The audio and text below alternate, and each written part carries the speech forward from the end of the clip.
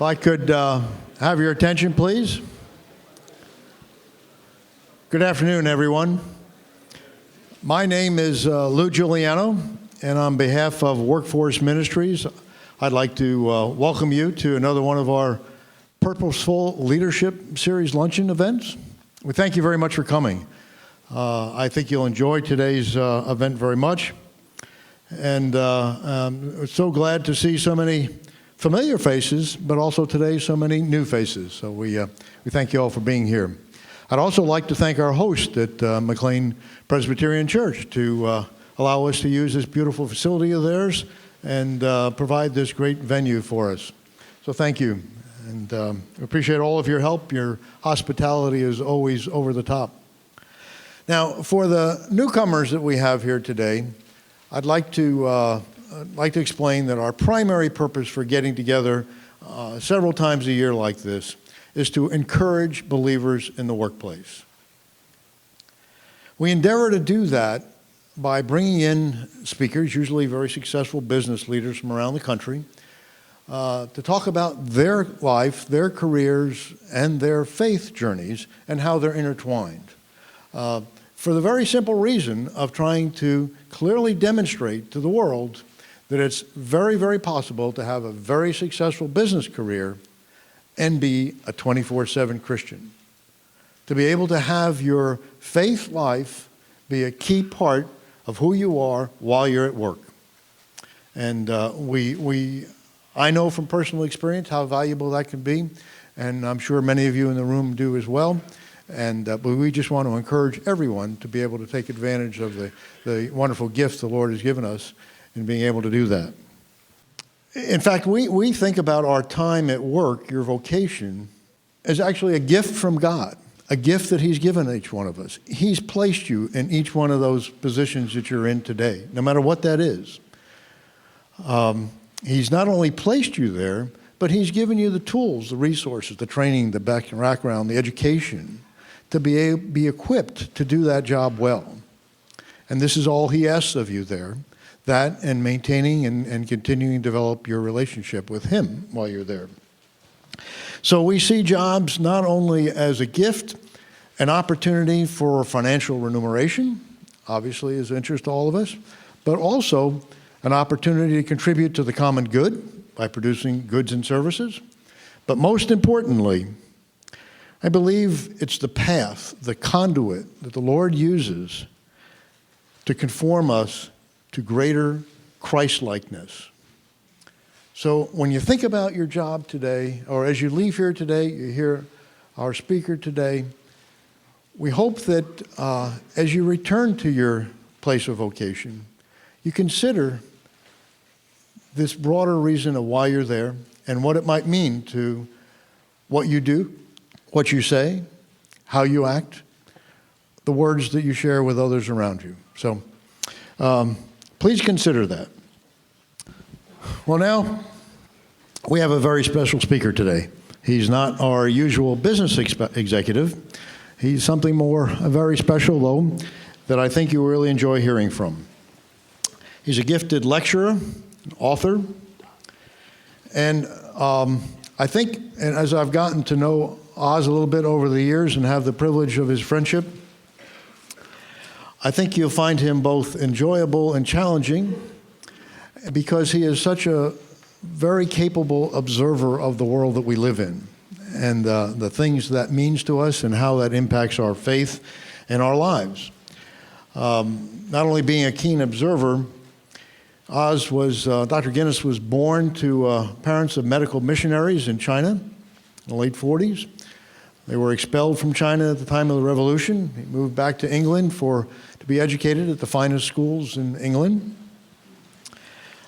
He has lectured and taught around the world. One of his best-known books, The Call, speaks directly to this issue of vocation and faith. And of course, his latest book has the interesting title, The Last Christian on Earth. So that might be worth reading the book just to find out who that is going to be. Anyway, today he's going to confront us with another subject. the challenge that so many of us face. How do you maintain a Christ-centered life when living in a 24/7 information overload, nonstop world? So with that, please join me in welcoming Dr. Os Guinness. Os?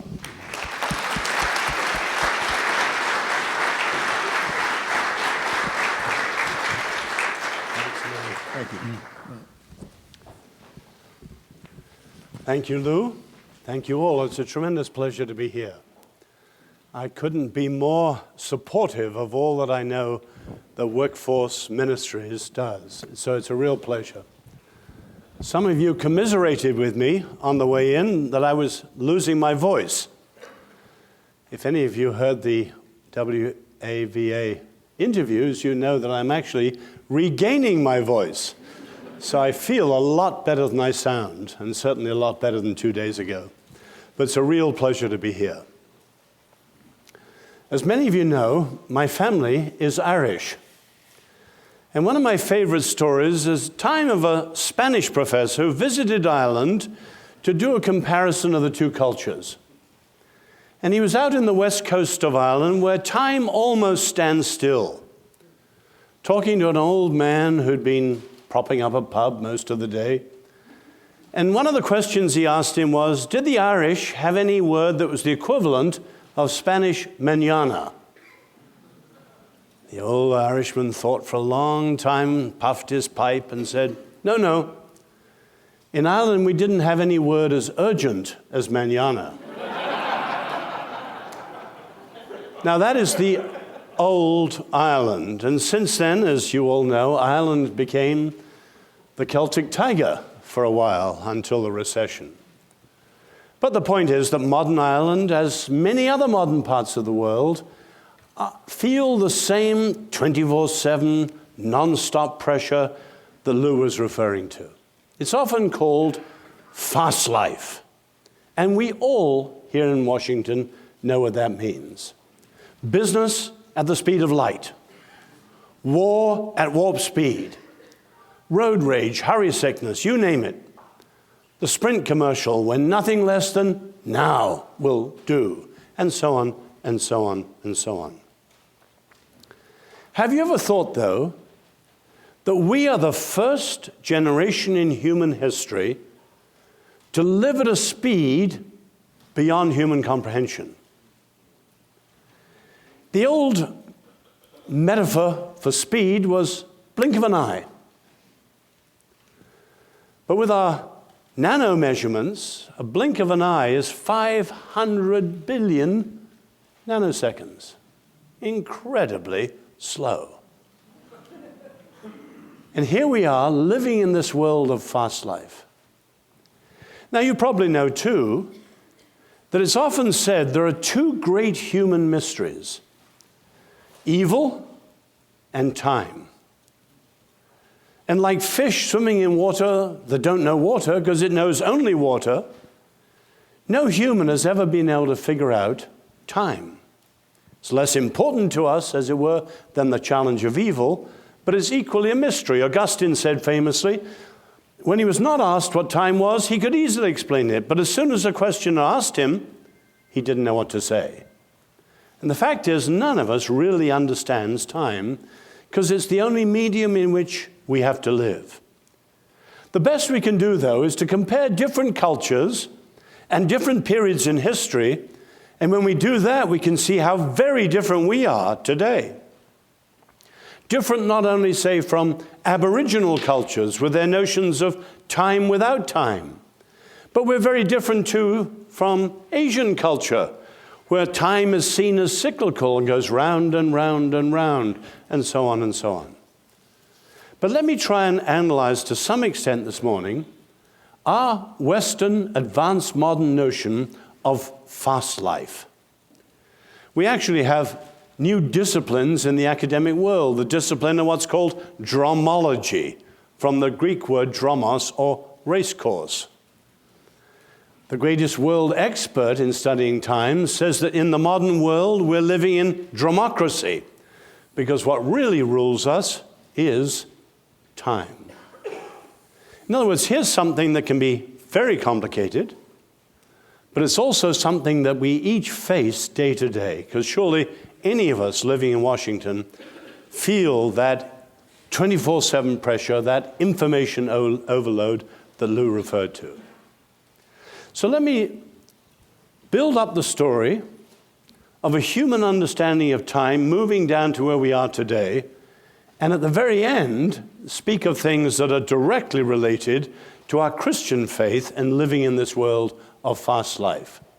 But I'd like to move slowly to the steps that get us to our modern world.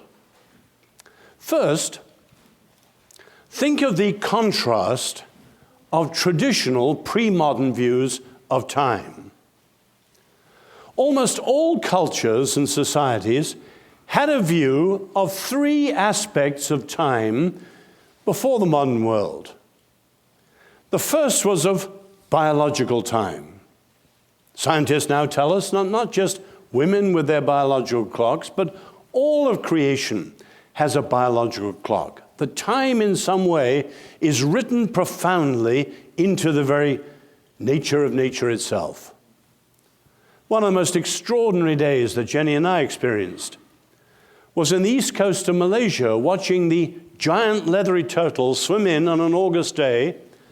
And they come from 1,000 miles, but in 2 weeks they all land as the sun sets to lay their eggs. Now, how on earth do they do that? Part of the mysteries and the miracle of nature and creation. But the second aspect of time is the social element of time, which only human beings have. Because we can impose on biology our own rhythms of dealing with time. So you can think very obviously of the invention of gaslight, and more importantly of electricity, and our ability to turn night into day. Or you can think of extraordinary people, for example, one of my heroes, Winston Churchill, who in the way he ran his day with his characteristic nap in the afternoon, and then his ability to work up till 3 or 4 in the morning, and then a brief 3 hours of sleep, he reckoned he could fit what normal people did in 1 day, he could fit 2 days into 1 day. And part of the secret of his prodigious achievements. Maggie Thatcher, the Iron Lady, she only had 3 or 4 hours of sleep and could get by well with that. But of course, we know there are limits to that. We can, to a certain extent, impose our social rhythms on biology, but only to a certain extent. The third aspect of time was sacred time.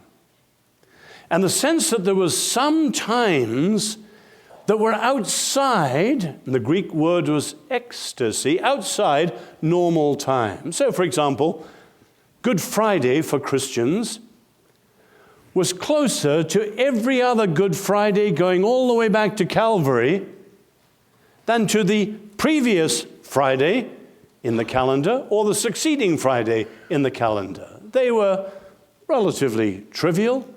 Good Friday was filled with meaning. So there was a difference between the succession of time and the significance of time, and especially sacred time. And of course, for Jews and Christians, God was outside time, and time itself was his creation. 1 day with the Lord is 1,000 years, and 1,000 years is 1 day. Now, these things were all normal to people in the pre-modern world. Let's move a step closer to where we are and look at the revolutionary impact of clock time. Many people in the West take it so much for granted that they don't realize it said the clock, or the watch, is the most decisive, influential machine the West has ever created. Now, of course, that was created back in Europe in 1300. But the impact in various ways was very profound. Some of them, obviously. The clock brought in, for instance, precision. Humans had measured time before that. Sunrise, sunset. They'd had, for instance, sundials. But if you think the sundial was wonderful if you were Greek or Italian, But what about the poor Scots and the Norwegians, who in the winter hardly saw the sun at all? A very imprecise thing. Or take an hourglass.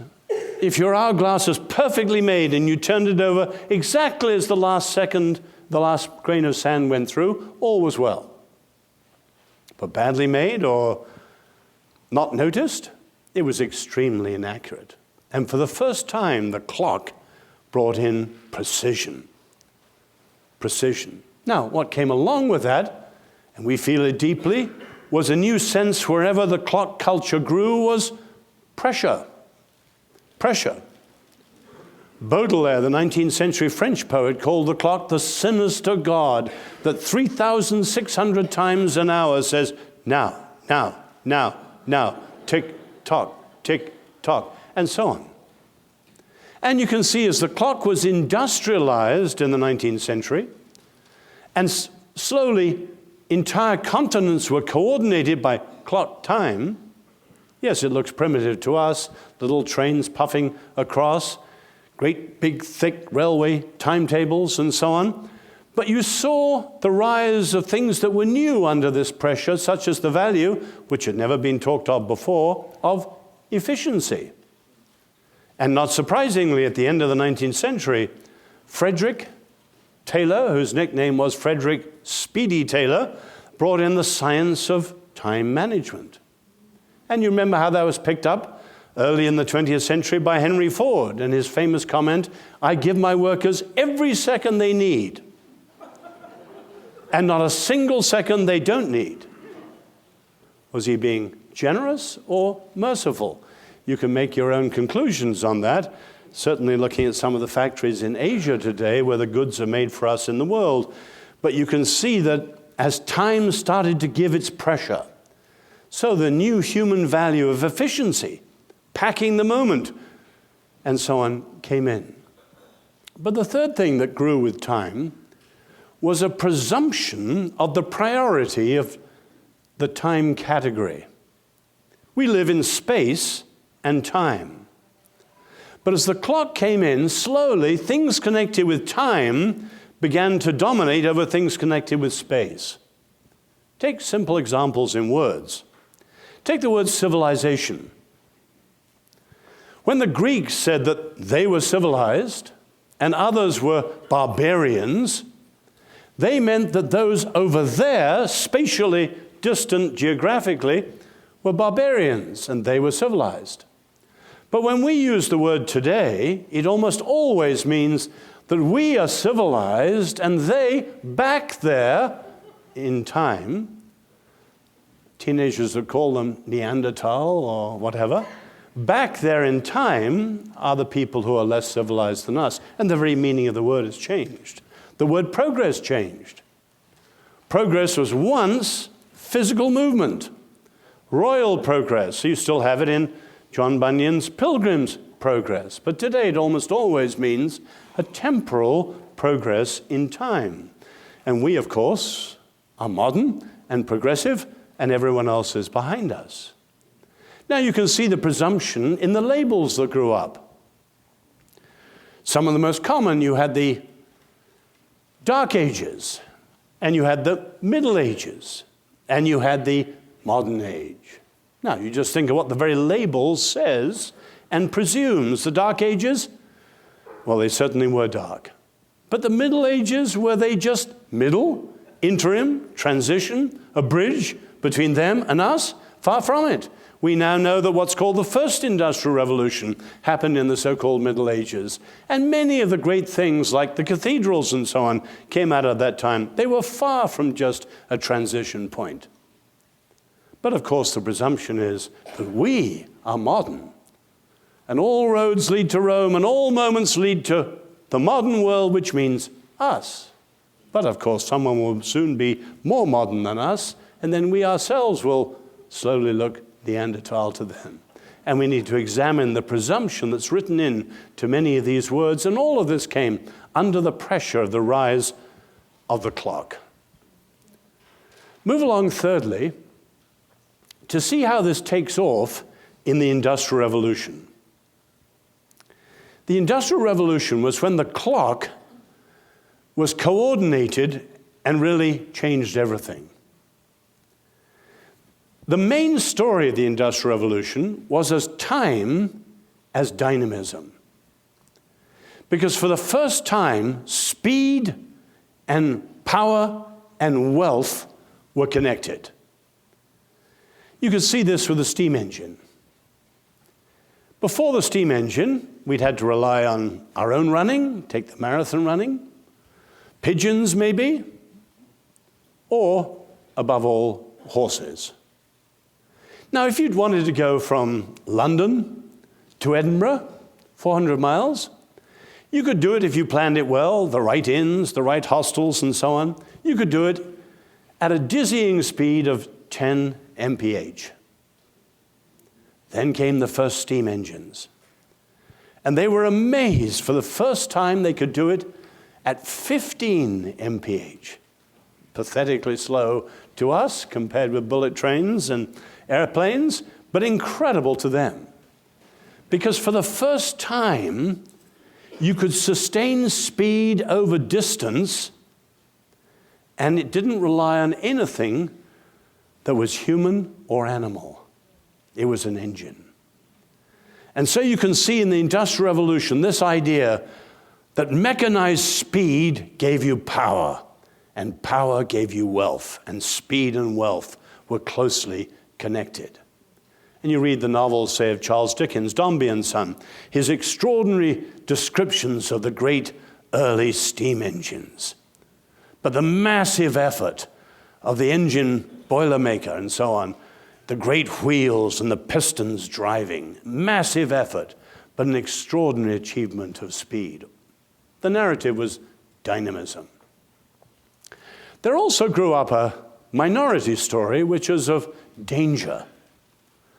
Because for the first time, humans could go to speed that was dangerous, but we wanted to go faster and further.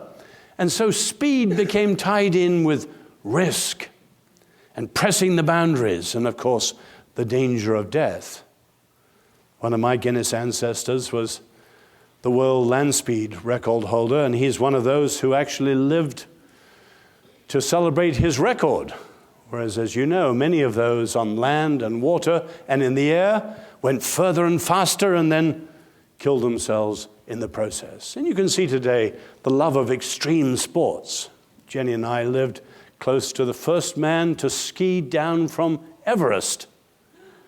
And his video, early shaky videos of his skiing down from Everest, imagine it. No one knew where the crevasses were or whatever, but down he hurtled on this, and he lived to tell the tale. And many a teenager in 20-something today lives with that second story of speed as risk and danger and possibly death. But we're beyond that now. And the third element today is of the effortless, instant immediacy. Those early engines, tremendous effort to get them up to their maximum speed. And now, you want to communicate anywhere? Click of a button, and you've done it. Effortless, instant immediacy. Now, what does that do to us? Those who've looked at this have said that the deepest thing is that it removes gaps that used to be basic to human experience. Some of the gaps are obvious, and some of them not so obvious. Our ability to communicate with instant immediacy removes the gap, of course, between here and there. It removes the gap between now and then. There's no delay. But more importantly, it removes the gap between wish and fulfillment. Usually when people wanted something, they had to think of what they wanted and work hard for that. And that fitted in well with what Max Weber called the delayed gratification, say, of the Protestant ethic. The first ads for the credit card, when Bank of America brought them in, were that it takes the waiting out of wanting.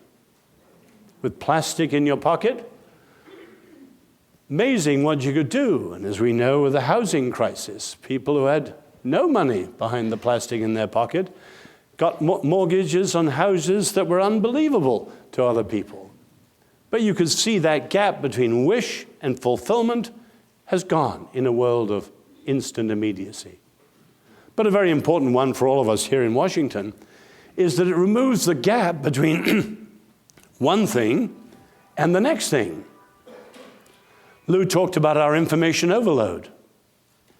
You take, say, the time when Thomas Jefferson was president, or earlier Secretary of State, when it took 6 weeks or 2 months for a ship to come from Europe with news from France or England or whatever.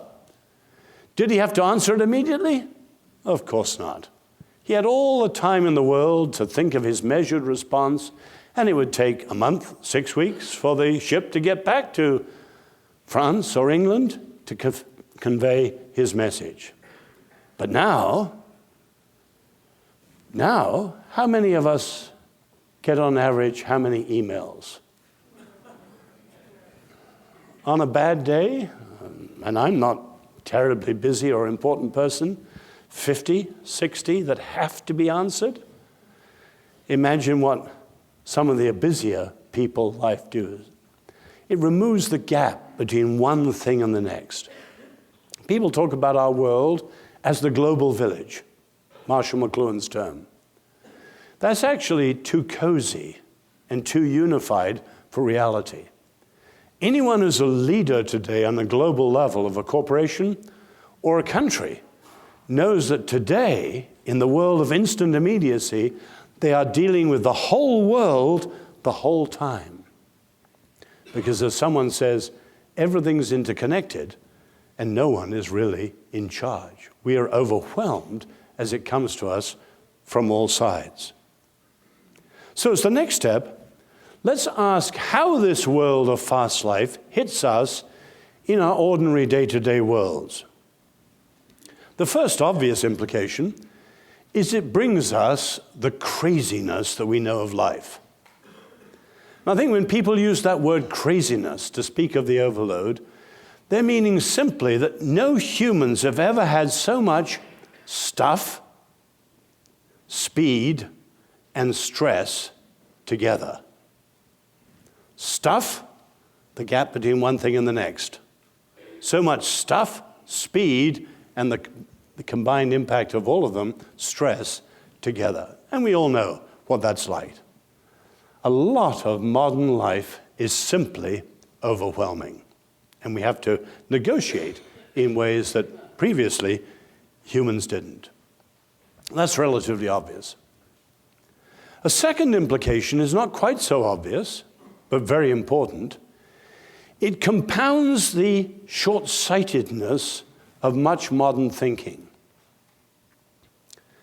If you think of the three faces of time, the past, the present, and the future, in the traditional world, the only one people were sure about was the past. It had happened. Living in a small town or a village, people may have known about their own small town or village, but didn't know that much about the rest of the world and the present. And unless they pretended to be in touch with some fraud like a shaman, they knew nothing about the future. But you look at us today. We're not quite as foolish as Henry Ford to say that history is bunk, but many people have a remarkably limited view of history. And we don't need it. Why? We now have instant, total information about the present. We see the entire world as it happens. And if you want to be in touch daily through your internet or whatever, you can be in touch to a way that would be considered miraculous to previous generations. Now, of course, we know all about the future. And we bring on our so-called scientists, the futurists, and we have books like The Next 100 Years telling us the war that will be here in 2070, and so on and so on and so on. Now, actually, futurism is a quack science. It just projects what's the extreme happening today onto the future and often draws lines that are far too straight. But you can see the net effect of all this means that the crucial moment is where the future touches the present, and if we seize that moment, we can maximize his potential. And that's the main reason why so many people, including leaders in the West, are remarkably short-sighted. I was born in China, and I go back every year or two, and we talk to leaders in Shanghai or Beijing, and they think very naturally of the last 1,000 years, and of 50-year plans or 100-year plans or whatever, because their picture is shaped by a different view of time, not just the next business quarter, cycle, and so on, but a much richer, longer view of time. Some of you know the name Stuart Brand, who wrote the Whole Earth Catalog in the 60s. He has a fascinating book out now called The Clock of the Long Now. And he argues that just as we are the product of 100 centuries of civilization, so we should think down the line in the future of 100 centuries. Now, it's a very ambitious project. And I sort of read it and said to myself, good luck to him. You can't get people to think beyond the next quarter and so on. But you can see how we've become extraordinarily short-sighted under the pressure of our fast life. The third implication is that many people feel in themselves the paradoxes of time. They were told again and again all these time-saving devices, and we have less time. And as many people feel, we're moving faster and faster and faster, but are we just spinning our wheels? And an enormous sense of the paradox of time. And you know the little African saying, all Westerners have watches, Africans have time. And we here are moving at speeds that humans never have, actually have in many ways less time than ever. But move on one more to looking at the various ways we negotiate time and juggle with these time pressures. And ask yourself how we're all doing in this. One example would be what's called the blurring of the worlds. Not very long ago, and most of us can remember it, there was a world of work and a world of home. A public world and a private world, and people could move from one to the other and be in very different worlds. But what changed it? Above all, the cell phone. And you remember the first ads that showed how people could be on a beach, say in Jamaica, and they could be doing their business there just as much as their office in Manhattan. Now, the social scientists said, the good news is that you can work anywhere. The bad news is that you can work anywhere. In other words, with the simple cell phones, there was a breakdown between the world of work and the world of leisure. And you can see companies like Google or Volkswagen most recently, who said that their people at work can't use their cell phones because the world of leisure was invading the world of work. But most of us would testify that the opposite is far more the problem. That many of us with our cell phones, we can reach anywhere and reach anyone and anywhere can reach us. When do we ever really get away from our work? There's been a blurring of worlds, and more normally an eating up of the private world by the public world, the leisure world by the work world, and we have to negotiate that to really see if we're living in deeply human ways. A second practical challenge is the challenge of multitasking. And you know, as this came in and the word became more and more popular, more and more people were proud of their ability to multitask. But actually, as time has gone on and the studies have been made, people point out that it isn't always, and often certainly isn't, a good thing. In other words, someone who can be proud of doing 3 things well, given 4, does all 4 rather badly.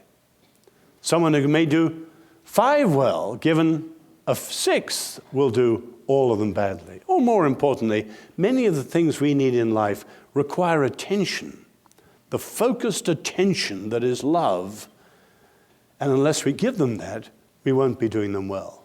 In other words, the multitasking is just cutting life up into ever faster segments of time to which we're giving very disparate, scattered attention, but in the long run, we're not living well.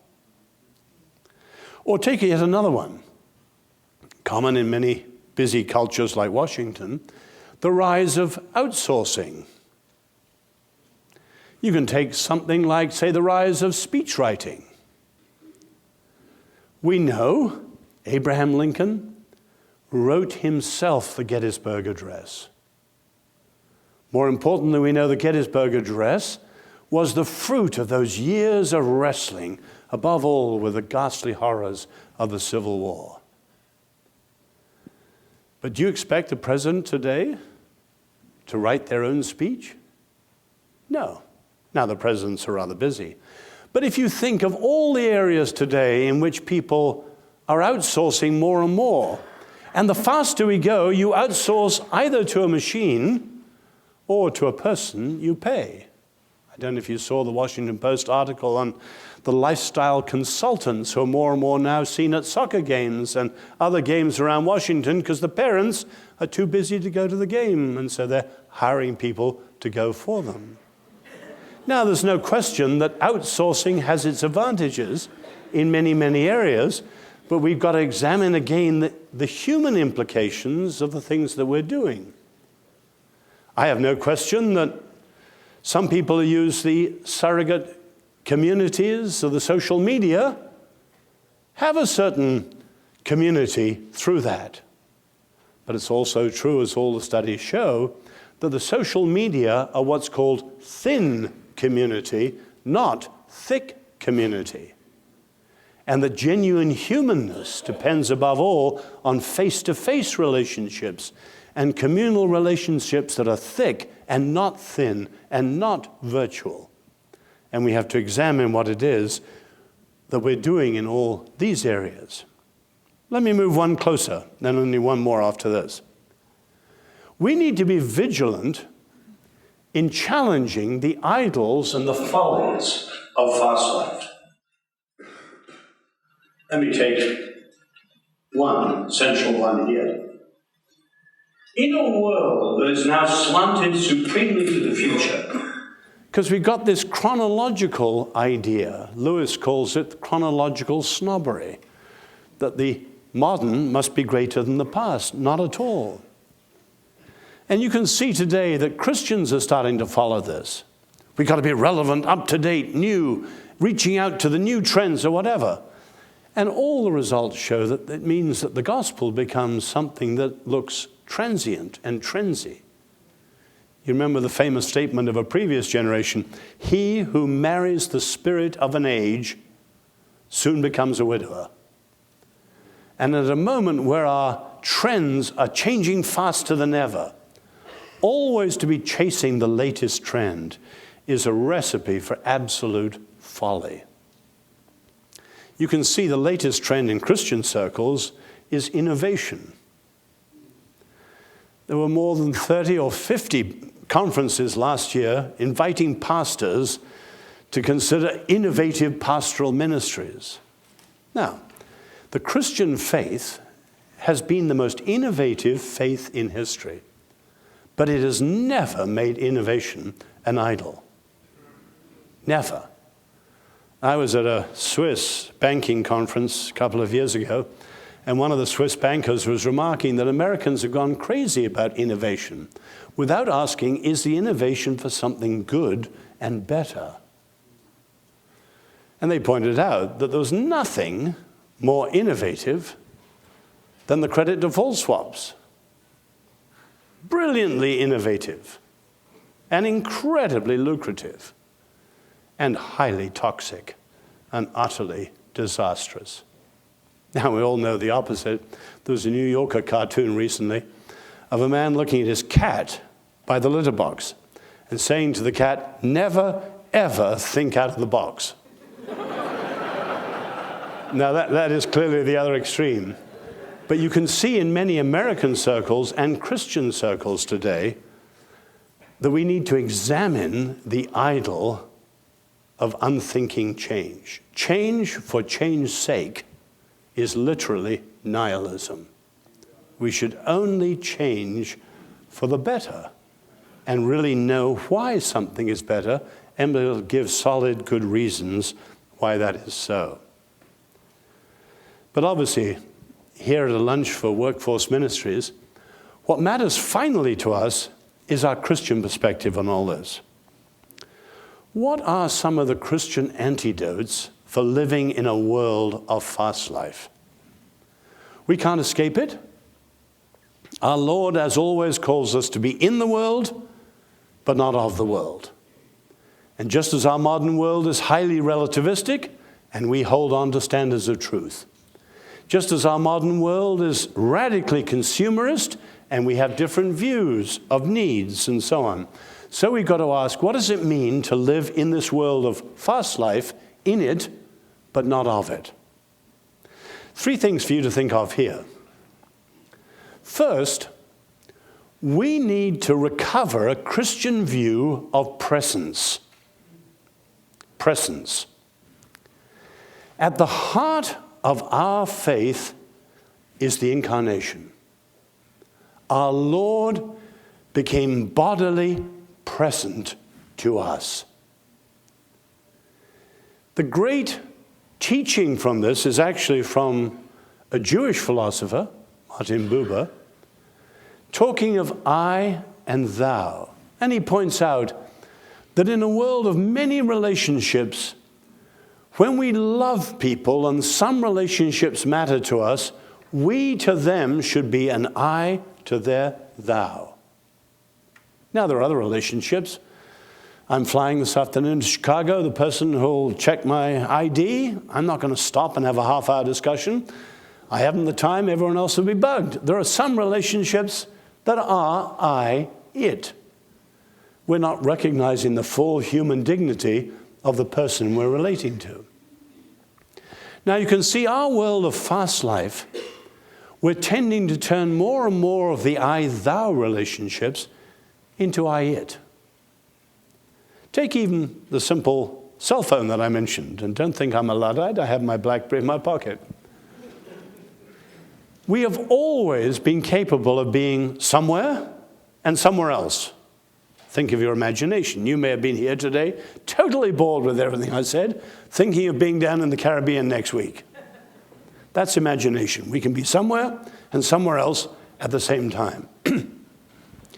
But think of the way the cell telephone, iPhone, and all these things are bringing all this information into our presence, and often we're with people and we're not with people. Sorry, I got a text from my son. Whoops, I'm just finding out the stock. You can think of how presence has been affected. Human relationships today are often insulting because we're with people and we're not with people.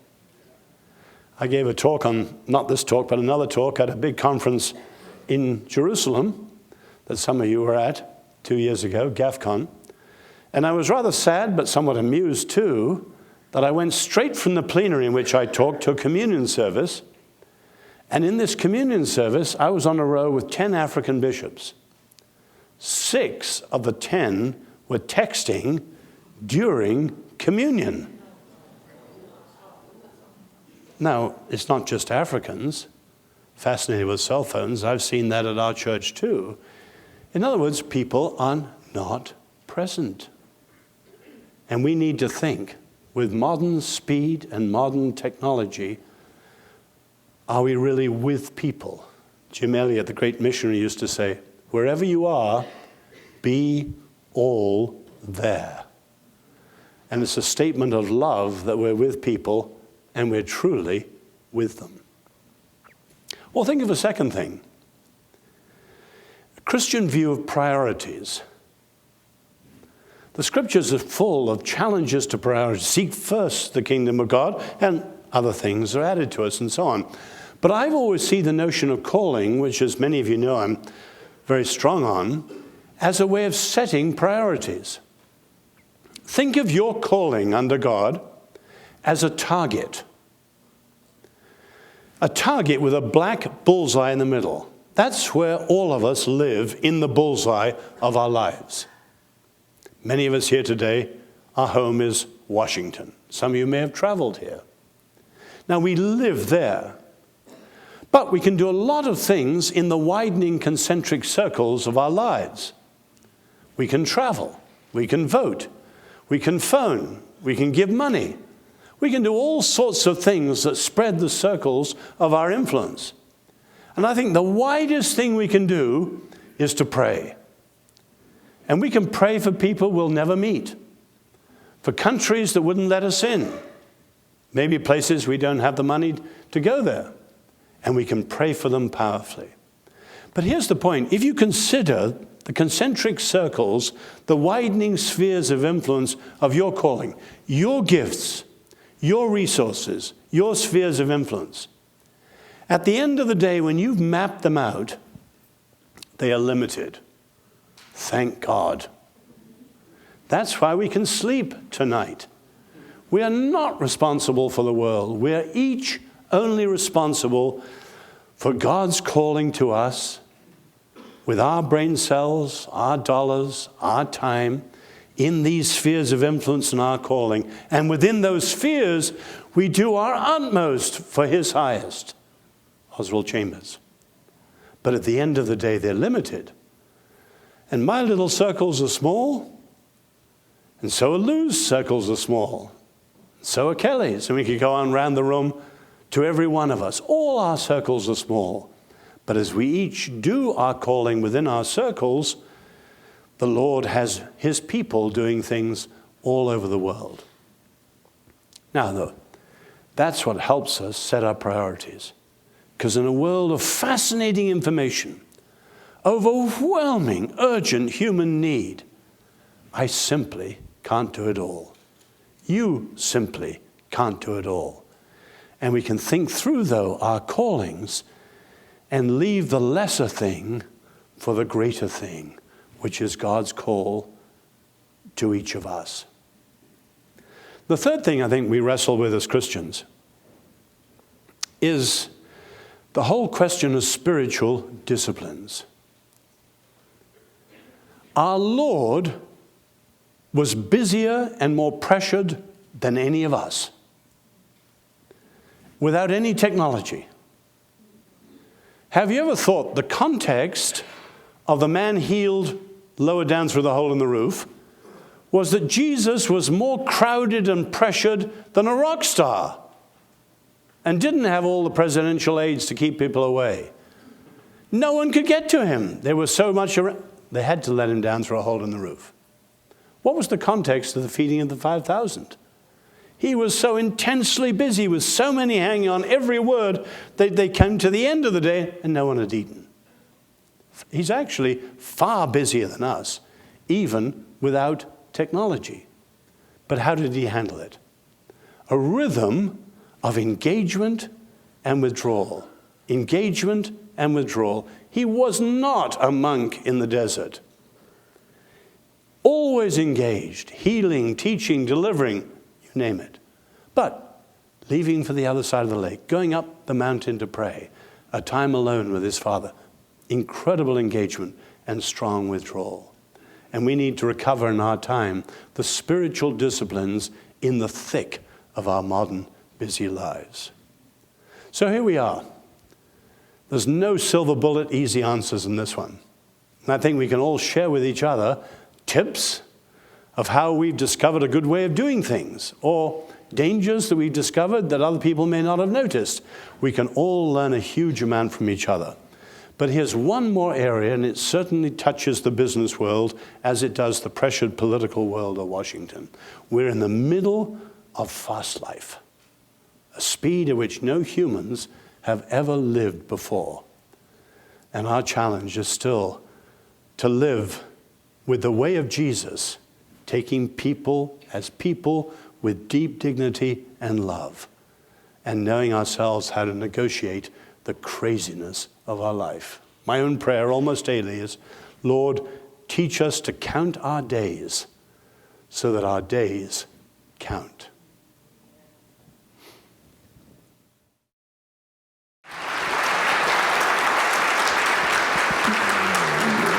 Thank you very much. Before we leave, we would have some time for questions. If anyone has a question they'd like to ask Odd, we've got a couple of microphones around the room. There's one right here. William? Where was it? Okay, pardon? Yeah. Right. Thank you for that fascinating walk through time. I'd like you to please comment upon the circular nature of time. What? The circular nature of time as against the linear concepts which you presented. Thank you. Obviously, our Western view of time comes from the Scriptures, where you have a God who creates time. He creates human beings who are agents in time. He has his providential purposes for time and history. So time is considered linear, and it's moving towards an end. For Christians, towards the coming of the kingdom of God, and so on. Now, this is in great contrast to the Eastern view, where time is cyclical, and we are, through our desire and craving and attachment, we are bound to the wheel. And Hindus, as you know, they say on average we go around 35,000 times. And the goal of Hinduism is to escape the wheel, and the goal of Buddhism too. Now, here's the point. If with a cyclical view of time, time is literally going nowhere. And that's why you have Milan Kundera's book, The Unbearable Lightness of Being. If you have an eternal recurrence like Nietzsche, or a cyclical view of time like Buddhists and Hindus, it's going nowhere. And time does not have meaning. So the idea of meaning and purpose in history is actually the gift of the Scriptures and the Jews and Christians, which has created the West. Now, of course, what I've talked about is the imposition of technology onto that. So we had a purposeful view of time moving somewhere, and now we're going at crazy speeds, which is somewhat different again. Another question right here. I'd like to hear you just comment on God's plan for the Sabbath. We've realized that that's key to our rest and getting out of the rush of the everyday life. Mm-hmm. If I were to expand on that too much, I would be a hypocrite. Because I too am a victim of the Western Sunday. But there's no question, one, that the Sabbath is God's rhythm of that engagement and withdrawal. And we're a long, long way from that. Now, I would say, and I'm not saying that when I came to America the first time in 1968, in Europe in those days, there was a considerable contrast, certainly between countries like Scotland, which had been strongly shaped by a view of the Sabbath, and, say, France, which were very secular. And the Scots used to talk of the continental Sunday. And so I wonder what it would be like in America, but I discovered that America, which is more like Scotland and being shaped by the Reformation and Protestantism, was actually more like France, and things like the NFL and others had made the American Sunday as secular as any other place in the world. Now, obviously, it's forces like consumerism which has done this, but many people now, we have literally no break. And so I'm glad for all the new exploring of the Sabbath. The trouble is we've got to re-explore it without legalism, because that was the problem of people trying to stand for it. But we're obviously doing so in the name of humanness, because the way we're living now is literally inhuman.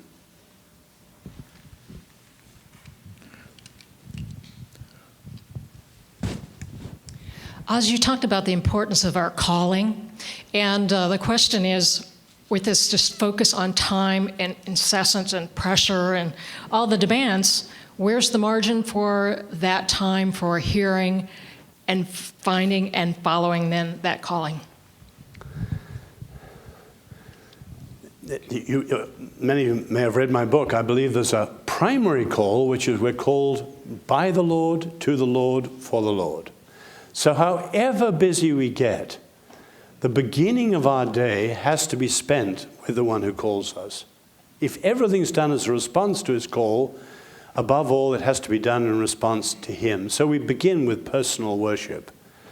I don't always make it. My wife and I live busily too, but we try and spend the best part of an hour every day, at least half of it reading the Scriptures and half of it praying, so that we're really getting calling right from the beginning, and everything else flows out of that.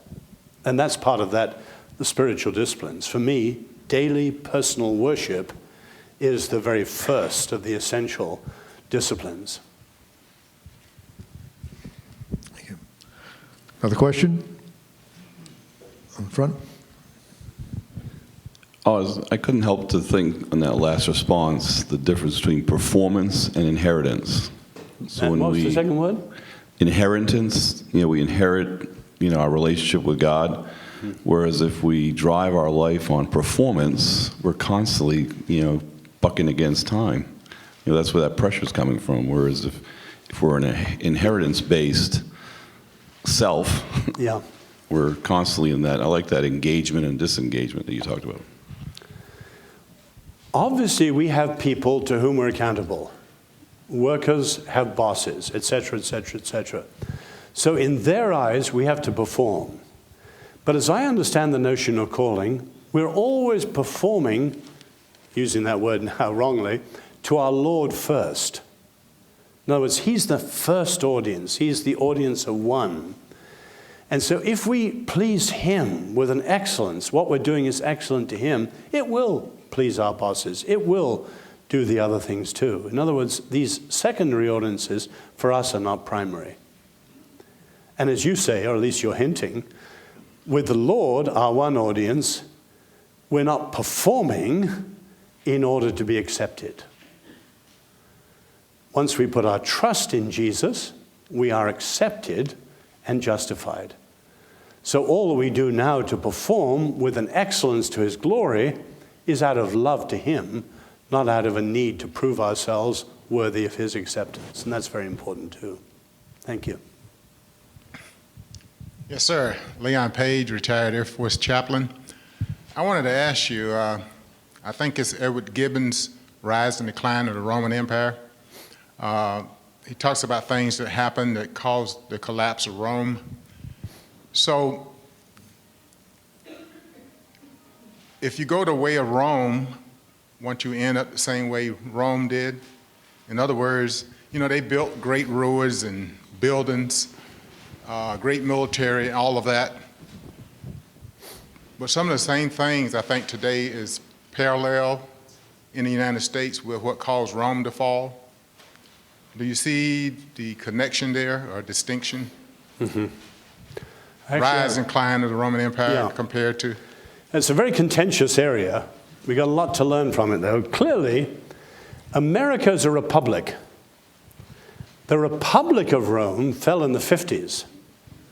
We tend to think of the fall of Rome as the empire. America should never be like that. It's easy to see how empires fall. And the main reason is they expand too big. And they simply can't unite all the diversity, cover all the expenses, etc., etc. And there are parts of American power today that need to learn that lesson. But I think the deeper lesson is, why did the Roman Republic fall? Because the American Republic is increasingly being hollowed out. And that is dangerous. I have a book coming out in July. Don't usually promote my own books, but it's actually on this and the relationship between rise and fall of Rome and the rise and fall of America. Now, as Christians, and this is very, very important, we believe in the possibility of renewal. Yes. And so there's no inevitability for us. Rome couldn't. We believe in that. So I believe we have to analyze where America is in a very dire situation today. Very dire. My book is on American freedom. I'm a European, as you know. I think American freedom is the most daring part of the American experiment. The idea you create a free society that could stay free forever. Incredible idea. No one had done it. But the framers realized how hard it was. They analyzed why no one else had done it. They then told people their system for doing it, and the present generation of Americans have abandoned their system. Well, the present generation is free to abandon their system, but they're not free to pretend that you can do it blithely. You can abandon the framer's system if you've got a better one. You've got to say what it is. And the attempted answers today are actually worse and are not working. which is why America's in trouble. You've thrown out the framers' system for sustaining freedom. And unless you do something in the next generation, America, you know, the discussions in the think tanks, America's either in relative or absolute decline. And we have a lot as Christians to contribute, both on the analysis but also in the answer, because we do believe in the possibility of renewal. I'll finish with this. Okay. Lou? I know people need to go. There's a wonderfully interesting, I'm fascinated with this. The framers understood parallels between Jews, Puritans, and themselves. They're not saying they're the same. The three parallels. The first parallel, what the Jews called Exodus, the Puritans called conversion, and the framers called revolution. Now, if you see that, in each case, you had a liberation which freed a people. The second parallel, what the Jews called covenant, the Puritans also called covenant, and the framers called what? Constitution. In other words, a secular, nationalized version of covenant. Now, here's the one that interests me in answer to your question. What the Jews called return. I bet only a handful of you who are Christians in the room have done a study on that word return in the Old Testament. It's so much an English everyday word, people don't notice it. But what the Jews called return is very profound. It's what the Puritans called revival. And the framers believed in their own equivalent. So George Mason, who was Christian, Anglican, that false church, George Mason talked about a frequent recurrence to fundamental first principles. You always had to keep going back to be renewed. Jefferson, who was much more liberal, only went to church when he had to as president, he talked about a revolution every 20 years. Why? Because every new generation was a new people, and if a new generation didn't buy into the old thing, you go off the rails. The present generation of Americans no longer believes what the framers believed. So the challenge is, you've got a better way or no way at all.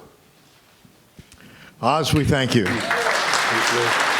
Great job. Thank you.